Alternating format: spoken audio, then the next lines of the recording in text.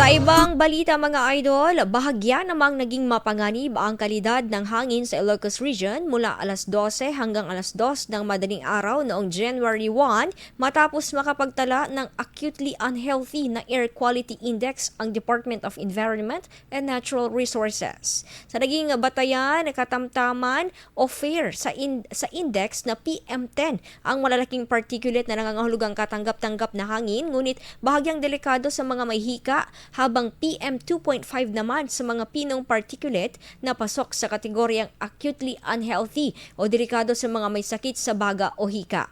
Dahilan umano ang mataas na holiday emission dahil sa mga sinindihang paputok at usok na dinagdagan pa ng stagnant weather na hindi nakapagpakalat ng usok.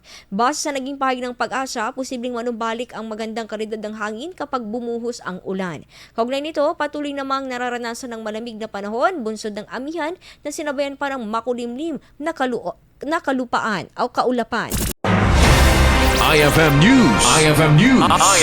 IFM News.